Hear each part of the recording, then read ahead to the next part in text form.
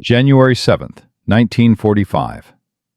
The machine gun fire tears through the frozen Ardennes forest as American troops scramble for cover. Blood stains the white snow red. Bodies pile up in the tree line. This is the Battle of the Bulge, the largest and bloodiest battle American forces have ever fought. And right now, they are losing. 30,000 men, dead or wounded, in just 3 weeks. German panzers have broken through Allied lines. The situation is desperate. But the bullets flying through Belgium are nothing compared to the weapon that is about to be fired 2 days from now. A weapon made of words. A weapon that will destroy one of Britain's greatest military commanders without a single shot. His name is Bernard Montgomery, and in 48 hours, one American general will silence him forever with just one word. This is not a story about tanks or bombs. This is a story about something more dangerous than any bullet.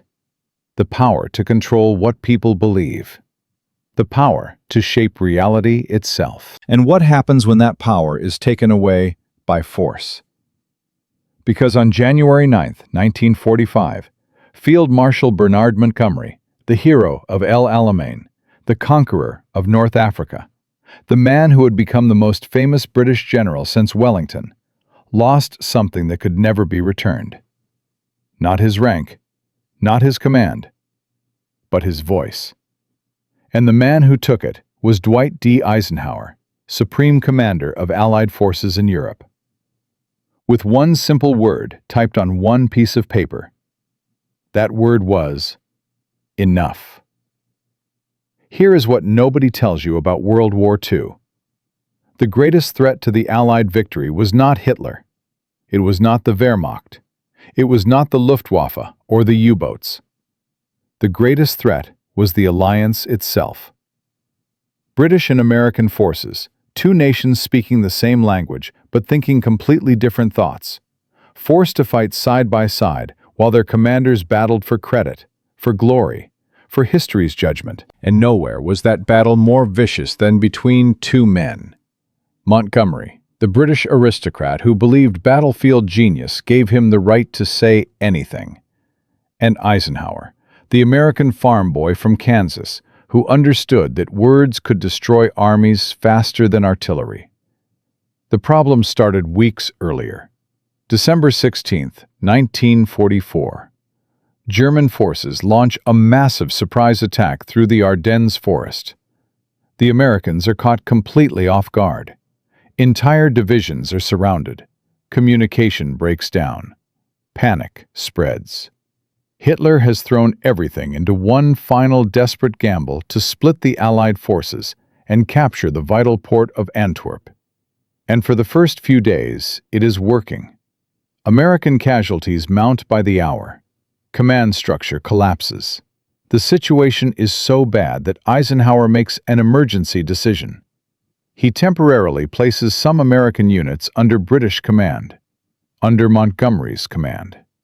This decision will save thousands of lives. It will also create a monster. Montgomery sees an opportunity, not just to win a battle, but to win something far more valuable: the narrative. The story that will be told in newspapers from London to New York. The story that will determine who gets credit for saving the Western Front. Because Montgomery understands something that most generals do not. Military power comes from two sources: the ability to command troops on the battlefield and the ability to command perception in the press. Montgomery has spent years mastering both. He cultivates journalists like other men cultivate crops. He crafts his image with the precision of an artist. Every photograph, every quote, every public appearance carefully designed to build the legend of Montgomery, the brilliant tactical mind, the savior of Britain, the only man who can match Rommel. But there is a problem. Montgomery's genius has made him arrogant. His success has made him reckless. He believes he is untouchable. He believes his battlefield victories give him immunity to say whatever he wants about whoever he wants. He is about to learn that he is catastrophically wrong. January 7th, 1945. Montgomery stands before a room full of British and American journalists. The Battle of the Bulge is still raging. American soldiers are still dying in the snow. But Montgomery has called this press conference to explain what really happened, to set the record straight, to make sure everyone understands who actually saved the day. He does not use the word cowards. He is too clever for that.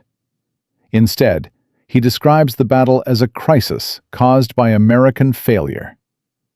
American units had collapsed under pressure. American command had lost control.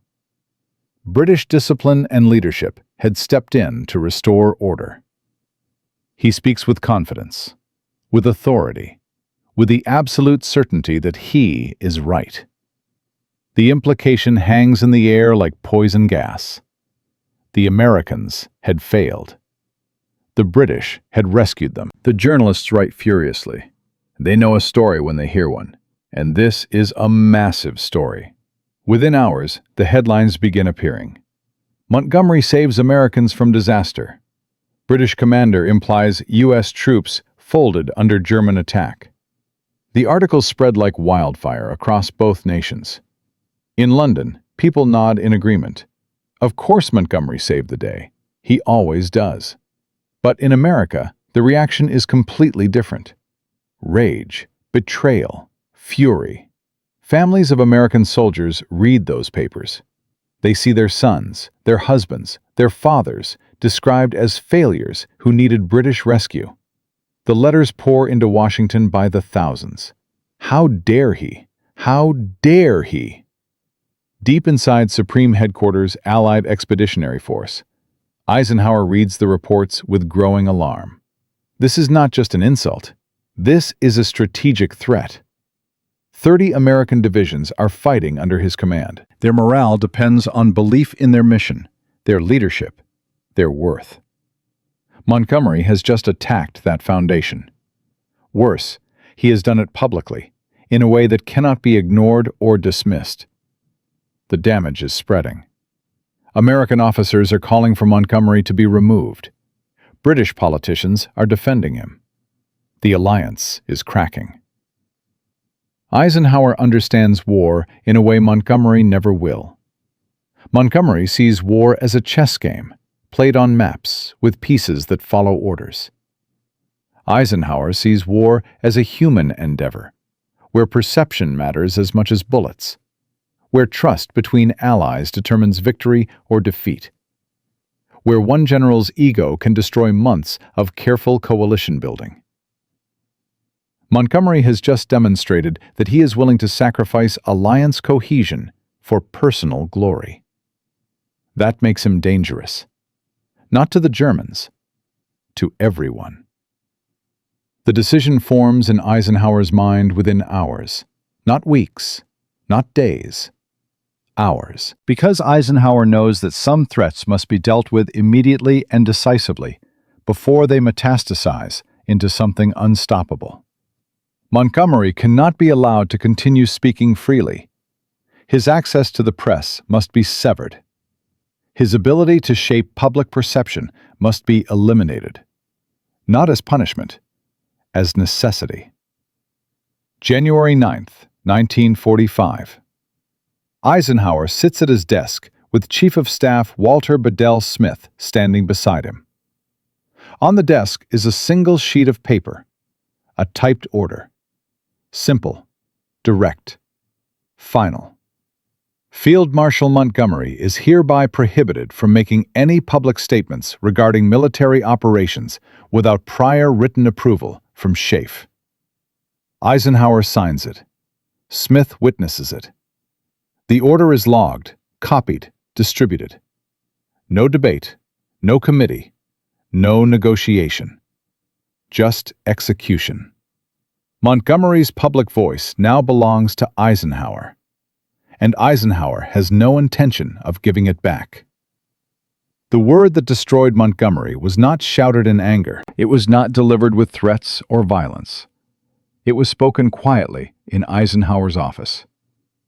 When Smith asked if there were any exceptions to the order, any circumstances under which Montgomery might regain his freedom to speak, Eisenhower looked up from the document and said one word: "Enough." And that weapon was about to destroy Montgomery's reputation more completely than any German shell ever could. Montgomery thought he was untouchable.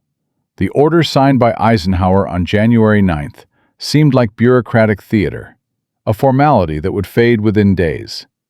But the first sign of something different came within hours. A British journalist requested an interview about the Ardennes campaign. Montgomery's press officer prepared the usual arrangements. Then the phone rang from SHAEF headquarters.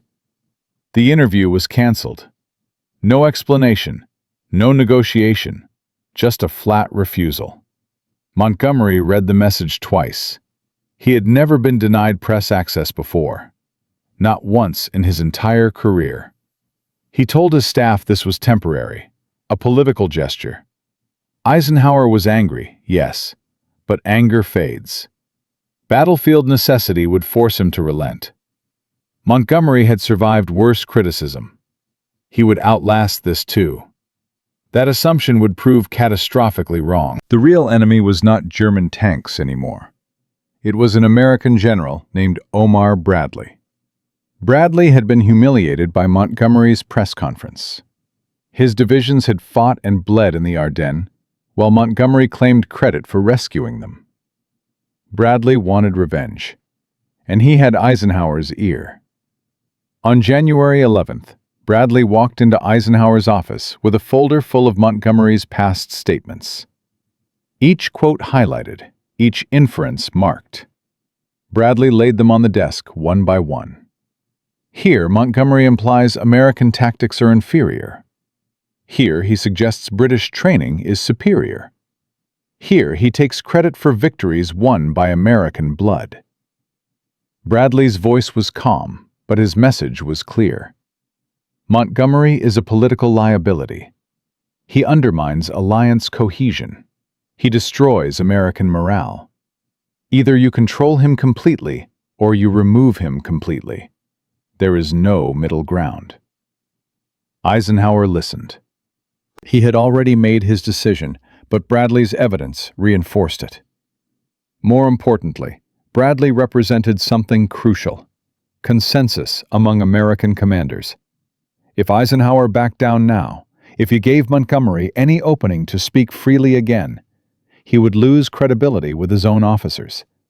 The alliance would fracture from within. That afternoon, Eisenhower expanded the order. Montgomery was summoned to SHAEF headquarters. No warning, no agenda, just an order to appear immediately. When Montgomery arrived, he expected a private discussion. What he found was an ambush. 3 men in the room, Eisenhower behind the desk, Bedell Smith standing guard, Bradley sitting to the side, silent, watching. Eisenhower did not waste time with pleasantries. He pushed a document across the desk. The original order. Montgomery began to protest. His press conference had been misunderstood, his words taken out of context. He had only meant to clarify operational realities. Eisenhower let him finish. Then he delivered the hammer blow. The order was not temporary. It was permanent. Every statement Montgomery made from this moment forward would require written approval. Every interview, every briefing, every comment to any journalist, anywhere. And if Montgomery violated this order even once, Eisenhower would request his immediate removal from command. Not reassignment, removal. Bradley shifted in his chair. That was the signal. This was not negotiation. This was notification. Montgomery felt the room shrink. He had commanded armies. He had defeated Rommel. He had liberated nations. And now he sat across from 3 Americans telling him he could no longer speak freely about his own operations. The humiliation was physical. But Montgomery was not ready to surrender. He tried a different approach. He appealed to military necessity. The press needed battlefield context. Soldiers needed to understand strategic decisions. The public deserved transparency. Eisenhower's response was brutal in its simplicity. The press will get context from SHAEF. Soldiers will understand what their commanders tell them. The public will be informed through proper channels. You are not a proper channel anymore. You are a subordinate commander who forgot his place. Silence filled the office. Montgomery understood what had happened. His authority had been redefined. He could still command troops, but he could no longer command narrative. Every word he spoke in public would be filtered, edited, or blocked entirely. His reputation from this day forward would be shaped by others, by Americans, by his rivals, by people who had every reason to diminish him. Montgomery left the meeting outwardly composed. Inside, he was calculating. If official channels were closed, perhaps unofficial ones remained open. If direct statements were forbidden, perhaps indirect suggestions could work. He still had loyal journalists. He still had contacts in London. He still had ways to influence perception without leaving fingerprints. That calculation would prove to be his greatest mistake. But Montgomery found an unexpected ally. Not in London, not in the British command structure, but inside SHAEF itself. A man named Air Chief Marshal Arthur Tedder, Eisenhower's deputy. Tedder was British, but he understood coalition politics better than Montgomery ever would. Tedder knew that silencing Montgomery completely would create resentment in London, fuel accusations of American dominance, and potentially damage the alliance in different ways. What Tedder proposed was elegant. Let Montgomery speak, but only through approved statements drafted by SHAEF. Give him controlled visibility, ceremonial appearances, scripted remarks that praised cooperation and avoided controversy. In other words, turn Montgomery into a puppet who could move his mouth but could not choose his words. Tedder presented this to Eisenhower on January 15th. The logic was sound. Complete silence might make Montgomery a martyr. Controlled speech made him a collaborator in his own restriction. Eisenhower agreed, but with conditions. Every word approved in advance. Every appearance supervised. Every photograph cleared. Montgomery would be visible but voiceless. Present but powerless. The plan was implemented immediately.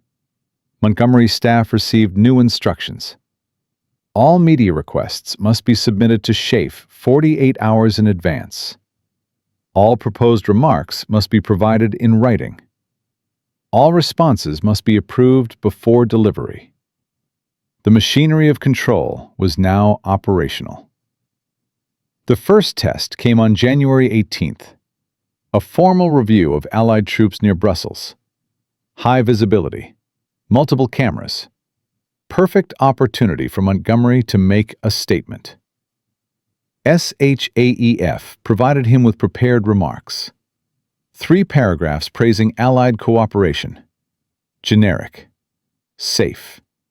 Completely stripped of personality. Montgomery read them and felt rage. These were not his words. This was not his voice. But he understood the trap. If he deviated even slightly, the order would be enforced. He would be removed. His career would end, not on a battlefield, but in a political execution. So he read the words, every sentence, every phrase, exactly as written. The cameras captured him speaking, but anyone who knew Montgomery could see the truth. This was not the confident commander who had once electrified press conferences. This was a man reading someone else's script. The journalists noticed immediately. Questions shouted from the crowd. Field Marshal, do you agree with assessments that American forces performed admirably in the Ardennes? Do you believe British command structure was superior during the crisis? Do you stand by your previous characterizations? Montgomery opened his mouth. Then he saw Bedell Smith standing 30 feet away, watching, waiting. Montgomery closed his mouth. He gestured to a SHAEF press officer who stepped forward with more prepared statements. The message was clear. Montgomery would not be answering questions. Not today. Not ever again on his own terms. The British press exploded with speculation. Why was Montgomery being censored? What was he being prevented from saying? The silence created more controversy than any statement could have. But that controversy damaged Montgomery, not Eisenhower. Because without Montgomery's voice to shape the narrative, others filled the void. Bradley gave interviews describing American heroism in the Ardennes. Patton spoke about decisive American counterattacks. Even British commanders began distancing themselves from Montgomery's earlier remarks, calling them unfortunate phrasing taken out of context. Montgomery could only watch as his reputation was rewritten by other people. The real damage came from numbers. SHAEF released detailed casualty reports from the Battle of the Bulge. 19,000 Americans killed. 62,000 wounded or missing. The reports also showed British casualties under Montgomery's command. 200 killed. 1,000 wounded. The contrast was devastating. Not because it proved Montgomery wrong about tactics, but because it showed how little British forces had actually risked compared to American sacrifice. Montgomery had claimed credit for rescuing Americans who had absorbed 95% of the casualties. The math destroyed his argument more effectively than any rebuttal could have. By the end of January, Montgomery's position had fundamentally shifted. He still commanded 21st Army Group. He still planned operations. He still moved divisions across maps. But his ability to influence perception, to claim credit, to shape historical judgment, had been surgically removed. The order from Eisenhower was no longer just a restriction. It was a reality. Montgomery's voice existed only when SHAEF allowed it, and SHAEF had very specific ideas about what Montgomery should be allowed to say, which was almost nothing. But the story was not over, because news of Montgomery's silencing had reached Berlin. German intelligence intercepted reports of tensions between Allied commanders. They saw an opportunity. If Montgomery was being suppressed, perhaps he could be exploited. If the alliance was fracturing, perhaps it could be shattered completely. And in the dark rooms where desperate men made desperate plans, a new strategy began forming. One that would test whether Eisenhower's control over Montgomery was absolute, or whether cracks still remained to be exploited. And the weapon they would use was not bullets or bombs. It was information. Leaked information. False information. Information designed to force Montgomery into speaking again. Because the Germans understood something crucial. A commander who has been silenced is a commander who wants to speak, and wants, when properly manipulated, can be turned into weapons. The real battle was just beginning. Montgomery had been silenced, his voice taken, his reputation being rewritten by others. But Eisenhower's control was about to face its greatest test, because in Berlin, German intelligence officers were reading the same newspapers everyone else read. And they saw something valuable, a crack in the Allied alliance, a British general humiliated by American command, an opportunity to turn silence into chaos. What happened next would prove that information warfare could be more dangerous than any panzer division, and that Eisenhower's order, while absolute on paper, was about to face forces that did not respect paperwork. The German High Command held an emergency meeting on January 28, 1945. Not about military tactics, about propaganda. The topic was simple: how to exploit Montgomery's silencing. German intelligence had intercepted British press speculation. Questions about why Montgomery was being censored. Rumors of American arrogance. Whispers of British resentment. The Germans understood psychological warfare better than most. They had used it to conquer half of Europe. And now they saw a new target. Not Montgomery himself, but the alliance that had imprisoned him. The plan was elegant. Create false intelligence suggesting that Montgomery had been removed from command because he discovered American incompetence. Leak it through neutral channels. Let British newspapers pick it up. Watch the alliance tear itself apart from within. The operation began within 48 hours. False documents appeared in Stockholm, planted by German agents, claiming to be leaked British military reports. The documents suggested that Montgomery had been silenced because he was preparing to expose systematic failures in American command structure during the Ardennes offensive. That Eisenhower had acted not to protect morale, but to cover up negligence. The documents were sophisticated. They included real unit numbers, actual casualty figures, enough truth mixed with lies to seem credible. British journalists stationed in neutral Sweden saw them first. Some were skeptical. Others were hungry for a story. Within a week, questions began appearing in British newspapers. Why exactly was Montgomery prevented from speaking? What was Eisenhower trying to hide? The poison was spreading exactly as the Germans had planned. But the Germans made one critical miscalculation. They assumed Eisenhower would react defensively, issue denials, create more controversy. Instead, Eisenhower did something unexpected. Nothing. Complete radio silence.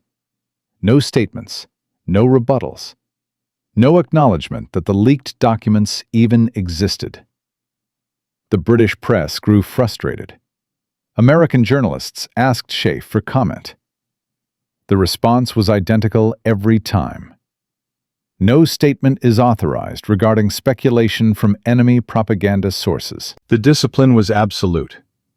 Eisenhower understood that engaging with disinformation gave it credibility. Ignoring it made it invisible. Within 2 weeks, the story died. Not because it was disproven, but because, without oxygen from official sources, it suffocated. Montgomery watched this happen from his headquarters. He saw an opportunity. The false documents had created exactly the opening he needed. A reason to speak, to defend himself, to clarify the record. He drafted a statement, carefully worded. It denounced German propaganda while subtly reinforcing his own version of events. He submitted it to Schaeff for approval. The response came back within hours. Denied. No explanation, just denied. Montgomery read the rejection 3 times. This was the moment he finally understood the totality of his situation. Eisenhower was not preventing him from speaking about controversial topics. Eisenhower was preventing him from speaking about anything, even when silence might seem more damaging than speech. Because Eisenhower had learned something Montgomery never would: that control is not maintained through constant adjustment. It is maintained through absolute consistency. But the real crisis came from an unexpected direction. Not from German propaganda, from British politics. Winston Churchill was facing pressure in Parliament. Members questioned whether allowing Montgomery to be silenced by American command set a dangerous precedent. Whether Britain was becoming a junior partner in its own alliance. Churchill needed to address this carefully. He respected Eisenhower. He understood the necessity of unified command. But he also needed to protect British prestige. On February 10th, Churchill requested a private meeting with Eisenhower. No staff, no recorders. Just two men discussing the fate of another. The meeting lasted 3 hours. Churchill argued that some relaxation of restrictions might ease political tensions in London, perhaps allowing Montgomery to make ceremonial remarks, perhaps permitting carefully scripted interviews about non-controversial topics. Eisenhower listened with respect. Churchill was not just a political leader. He was the architect of Britain's survival. His opinions carried weight. But Eisenhower's response was firm. The moment Montgomery is given any opening, he will exploit it. The moment exceptions are made, the control evaporates. This is not about punishment. This is about preventing the next incident, and the next, and the next. Churchill understood. He did not like it, but he understood. When the meeting ended, Churchill had agreed to support Eisenhower's position publicly. In exchange, Eisenhower agreed to ensure that Montgomery received appropriate credit in official military histories. After the war, when it no longer mattered for operational security. The agreement held, but it came with costs. British officers quietly grumbled about American dominance. Some questioned whether Montgomery had been treated fairly. The alliance remained functional, but tensions simmered beneath the surface. Eisenhower monitored these tensions constantly. He knew that coalition warfare required constant maintenance. That resentment, if left unchecked, could explode at the worst possible moment. But he also knew that giving Montgomery his voice back would create immediate, visible damage, while keeping him silent only created potential future damage. The choice was clear. Better to manage invisible resentment than public controversy. Then came the Rhine crossing in March 1945, one of the most complex military operations in history. 20 divisions, thousands of boats, air support, artillery bombardment, logistics that took months to plan. Montgomery commanded the operation. His tactical skill was never in question. Only his political judgment. The crossing was successful. German defenses collapsed. Allied forces poured into Germany. Casualties were remarkably light compared to expectations. It was a textbook victory, and Montgomery was not allowed to speak about it. Schaeff issued the press releases. Bradley gave the briefings. Eisenhower made the public statements. Montgomery appeared in photographs. Silent. Present, but voiceless. Witnesses described his expression as carefully neutral. But anyone who knew him could see the rage beneath the surface. The Rhine crossing proved something crucial. That Montgomery could still win battles. That his tactical abilities remained sharp. But also that battlefield success no longer translated to public recognition, because Eisenhower controlled the translation. Every victory Montgomery achieved was filtered through Schaeff before reaching the public. The narrative was shaped. The credit was distributed. And Montgomery had no power to object. This was the new reality of modern warfare, where perception mattered as much as performance, and where controlling perception required controlling voices. Eisenhower had mastered this equation. Montgomery had become its victim. British newspapers tried to celebrate Montgomery's Rhine crossing victory, but their articles were based entirely on Schaeff press releases. The language was generic. The praise was measured. None of Montgomery's personality came through, because Montgomery was not allowed to provide personality. One British correspondent wrote privately that interviewing Montgomery now was like interviewing a statue. He stood where ordered. He smiled when cameras appeared. But he said nothing interesting, nothing controversial, nothing memorable. The man who had once dominated headlines with charisma had become a bureaucratic footnote. Visible, but invisible. Present, but erased. The German Wehrmacht was collapsing by April 1945. Cities falling. Armies surrendering. The end was weeks away. Montgomery's forces captured thousands of German soldiers daily, liberated concentration camps, accepted surrenders from entire divisions. These should have been Montgomery's greatest triumphs, the culmination of years of war. Instead, they became someone else's headlines. Bradley visited liberated towns and gave emotional speeches. Patton raced toward Berlin and collected front-page stories. Montgomery moved methodically through northern Germany, winning battles that barely made the news. Not because they were unimportant, but because, without Montgomery's voice to amplify them, they became just another line in daily situation reports. The final humiliation came in early May. Germany surrendered. The war in Europe was over. SHAEF organized massive celebrations. Press coverage would be global. This was the moment when commanders would be remembered forever by history. Montgomery was placed in photographs standing behind Eisenhower. Visible, but secondary. When journalists tried to ask Montgomery questions, SHAEF press officers redirected them. The choreography was perfect. Eisenhower at the center, American generals flanking him, Montgomery present but peripheral. The message was unmistakable. This was an American victory. British contribution was acknowledged, but not emphasized, and certainly not personalized around the man who had been too arrogant to understand that in coalition warfare, team narrative mattered more than individual glory. But here is what nobody tells you about that moment.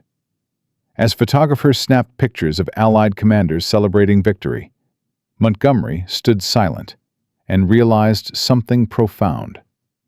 He had won every battle he commanded. He had never lost to the Germans. But he had lost to Eisenhower. Not on the battlefield, in the war that mattered more, the war for history's judgment. Because the photographs being taken that day would define World War II for generations. And in those photographs, Montgomery was present but powerless, visible but voiceless. A supporting character in a story that should have been partially his. The order signed on January 9th had not just silenced him temporarily. It had rewritten his place in history forever. And there was nothing he could do about it. Because the man who controls the microphone controls the memory. And Eisenhower held that microphone until the very end. But the story was not over. Because after the war, when restrictions lifted and memoirs were written and history was debated, Montgomery would have one final chance to reclaim his narrative. And that battle would prove even more brutal than anything that happened during the war itself. From January 9th, 1945, Bernard Montgomery lost something more valuable than any battle. His voice. His ability to shape how the world saw him. Eisenhower took it with one word. Enough. And in the months that followed, Montgomery watched as his victories were rewritten by others. His tactical genius filtered through American press officers. His place in history determined by men who resented him. The war ended. Germany surrendered. Victory celebrations filled newspapers and radio broadcasts. But Montgomery stood silent in the photographs, visible but voiceless, a supporting character in a story that should have been partially his. The question everyone asks is simple. What happened next? Did Montgomery reclaim his narrative after the war? Did history vindicate him? Or did Eisenhower's single word destroy his legacy forever? The answer is more complicated than anyone expected. Because the battle between these two men did not end in 1945. It continued for decades, through memoirs, interviews, and the slow, grinding machinery of historical judgment. And the winner was not who you think. When World War II ended in May 1945, Montgomery was 57 years old. Still sharp, still ambitious, still furious about what had been done to him. The restrictions imposed by Eisenhower technically expired with the end of hostilities. Military censorship lifted. Press freedom returned. Montgomery could finally speak without SHAEF approval, and speak he did. Almost immediately, he gave interviews describing his version of the war. He emphasized British contributions that American accounts had minimized. He defended his tactical decisions. He criticized aspects of American leadership. The British press ate it up. Finally, Montgomery uncensored. Finally, the truth from the hero of El Alamein. But something had changed. The world had moved on. In 1945, people were exhausted from 6 years of war. They wanted peace, not debates about who deserved more credit. Montgomery's complaints sounded petty. His criticisms sounded bitter. The man who had once commanded headlines now generated eye rolls. Journalists who had once hung on his every word now found him tiresome. Worse, Eisenhower had prepared for this moment. Before returning to the United States, Eisenhower ensured that official military histories were being written by historians with access to complete records. These histories would emphasize coalition success over individual glory. They would credit American logistics, British determination, Soviet sacrifice. But they would not elevate Montgomery to the status he believed he deserved. The narrative was being locked in while Montgomery shouted at the margins. By 1946, Montgomery realized he was losing the historical battle just as decisively as he had lost the wartime media battle. He decided to write his memoirs, a comprehensive account that would set the record straight. The book took years. When it finally published in 1958, it was controversial. Montgomery criticized Eisenhower's strategic decisions. He questioned American tactical doctrines. He argued that British leadership had been essential to victory. The book sold well. Historians debated it, but it did not change the fundamental narrative that had already solidified. Because historical narratives are not determined by the loudest voice. They are determined by consensus among those who write the textbooks, produce the documentaries, shape public education. And that consensus had already formed around a version of World War II, where Eisenhower was the wise coalition leader, and Montgomery was the difficult subordinate who had to be managed. Montgomery lived until 1976, 31 years after the war ended. 3 decades to watch as his reputation was defined by others. He received honors. He was elevated to Field Marshal. He served in various military and diplomatic roles. But he never escaped the shadow of that press conference in January 1945. Every profile written about him mentioned it. Every analysis of his career referenced it. The moment when Montgomery's arrogance had forced Eisenhower to silence him became the defining story. Not El Alamein, not his tactical innovations, not his leadership in North Africa, but the time he said too much and lost everything. This was the cruelest punishment Eisenhower could have inflicted. Not removal from command, not public humiliation during the war, but a permanent stain on Montgomery's historical legacy that would outlive both men. Meanwhile, Eisenhower became President of the United States, Supreme Commander of NATO, the face of Allied victory. When people thought about World War II leadership, they thought of Eisenhower's calm wisdom, his coalition management, his strategic vision. The fact that he had crushed Montgomery's ability to challenge him was barely remembered. It was seen as a minor footnote. Effective management of a difficult personality. This was Eisenhower's genius. He had not destroyed Montgomery through confrontation. He had destroyed him through control. By taking away Montgomery's voice at the critical moment when narratives were being formed, Eisenhower had ensured that Montgomery's version of events would always sound like bitter revisionism. The victor writes history. But the victor is not determined by battlefield success. The victor is determined by who controls the microphones when the story is being told. Eisenhower understood this. Montgomery never did. But the legacy of January 9, 1945, extends far beyond two men's reputations. That order, silencing Montgomery, established a precedent that would shape military-media relations for the next 80 years. Eisenhower had demonstrated that, in coalition warfare, controlling the narrative was as important as controlling the battlefield.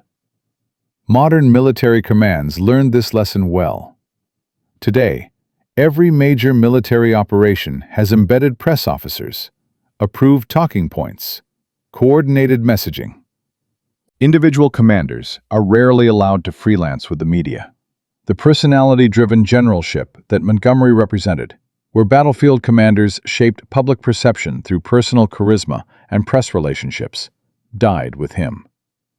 What replaced it was institutional messaging, corporate speak, carefully crafted statements designed by committee. This approach has advantages. It prevents the kind of alliance-damaging incidents that Montgomery created. It maintains unity of message. It supports strategic communication objectives. But it also removes something human from warfare: the individual voice, the personal perspective, the flawed, brilliant, infuriating personality that makes military history come alive. The Vietnam War showed what happens when this institutional approach fails. When official messaging diverges too far from ground truth, credibility collapses. The Gulf Wars showed what happens when it succeeds. Carefully managed media access, embedded journalists reporting within guidelines, narrative control so complete that wars became television events with minimal domestic opposition. Every modern military leader studies the Montgomery-Eisenhower conflict, not just the tactics of the Bulge or the Rhine crossing, but the media battle, the narrative war. Because in an age of instant global communication, where every soldier carries a camera and every battle generates social media content, controlling the story has become more complex than ever. The lesson of Montgomery remains relevant. Speak out of turn. Damage coalition relationships. Create media incidents. And you will be silenced. Not with bullets, with restrictions, with institutional controls, with the steady grinding machinery of hierarchical authority. Your battlefield victories will be filtered through others. Your reputation will be shaped by your enemies. Your place in history will be determined by people who have every reason to diminish you. But here is what almost nobody knows about the Montgomery-Eisenhower conflict, a detail that only emerged from declassified documents in the 1990s. Montgomery was not entirely wrong. His press conference in January 1945 was arrogant and poorly timed. But his tactical assessment of the Battle of the Bulge was largely accurate. American forces had been caught unprepared. Command structure had broken down temporarily. British intervention had helped stabilize the northern shoulder of the German advance. Military historians now largely agree that Montgomery's tactical analysis was sound. What destroyed him was not being wrong. It was being right at the wrong time in the wrong way. He had told a truth that damaged alliance morale. He had prioritized accuracy over unity. He had chosen personal vindication over strategic necessity. And Eisenhower had punished him for it, by making sure that truth would never be fully heard. This is the final lesson. In warfare, in politics, in any human endeavor that requires collective action, Being right is not enough. Timing matters. Delivery management matters. Coalition management matters. And the leader who understands this will always defeat the leader who does not, regardless of their respective tactical brilliance. From a British field marshal who believed battlefield genius gave him unlimited authority to speak, to a silenced subordinate watching others rewrite his legacy. Bernard Montgomery learned too late that in modern warfare, the microphone is mightier than the sword. That controlling perception is more powerful than controlling terrain. That one word from a superior who understands coalition politics can destroy a reputation more completely than any military defeat. Eisenhower spoke that word on January 9, 1945. Enough. And with it, he changed not just Montgomery's fate, but the nature of military leadership itself. Over the next 80 years, that single word saved thousands of alliance relationships, prevented countless media disasters, and established the institutional controls that define modern military communications. It also erased the individual voice from military history, replacing personality with process, character with committee. Montgomery lost his voice, but in losing it, he taught every military leader who came after him the most important lesson of coalition warfare. Your words are not your own. Your reputation is not yours to shape. Your place in history will be determined by those who control the narrative.